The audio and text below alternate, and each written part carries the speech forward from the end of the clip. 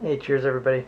Dan here. I'm going to do a tasting on my ECY20 Bug County beer that I brewed in February. This is with the ECY East Coast Yeast 20 Bug County 2013. I also added half a pound of oats towards the beginning of the boil, so it was about 180 degrees Fahrenheit until it started to boil.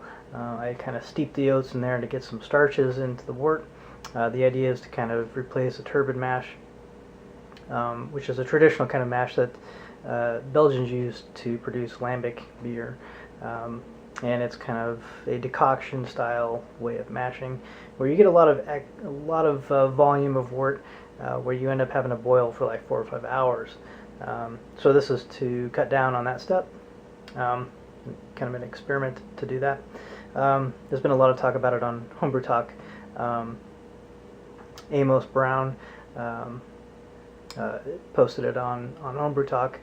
I'll link the thread down below in the comments on that. And people wanted an update on how some of those beers were turning out. So this is mine. Again, it was half a pound of oats that I steeped towards the beginning of the boil, and East Coast Yeast 20 Bug County. So for clarity, you can see that it's much clearer than it was.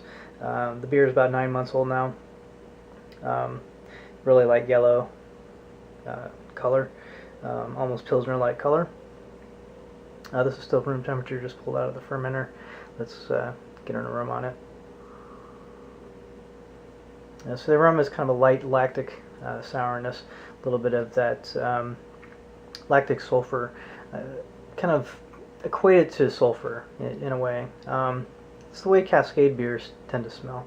I just had, in fact, Fooder #1 from Cascade, and it has this character to it. It's kind of a cross between a fruity and a sulfur kind of character that I think comes from the lactobacillus. Let's get a taste on it. Yeah, this is tasting very nice. Perfect level of acidity to it. Just a tad bit of sweetness that goes along with it. It's hard for me to judge the body of the beer as far as the starches go.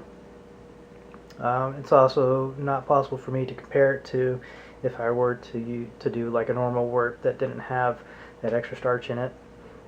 So I don't know if this turned out more sour than, say, something that I didn't add the oats to in the boil. But this has a very nice sourness level to it, not overly sour. Not a whole lot of funk character to it yet. Hopefully that'll come soon. And the flavors, you got a lot of like delicate stone fruit flavors, but the beer is still very drinkable. It tastes really good straight out of the fermenter as it is right now. I think it's going to be even better carbonated. Hopefully a little more funk will develop on it. We'll see. So far very happy with the beer. Again, I don't know how much the oats attributed to the beer. I know that the mouthfeel is just about normal to any kind of sour beer that I've sampled out of the fermenter. It doesn't seem to have an extra body to it or anything like that. So let's also take a pH rating, see how it goes. So the pH rating is about 3.15, so pretty respectable level of acidity produced from this beer and the wort. I also wanted to give a shout out to Milk the Funk. Hopefully you can see that. Milk the Funk is a Facebook group started by Devin Bell, and there's a lot of great people on that group, a lot of knowledgeable people, some professional brewers, even Jay Goodwin from the Rare Barrel chimed in there a little bit.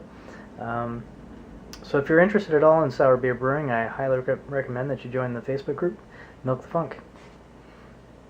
And cheers guys, thanks for watching.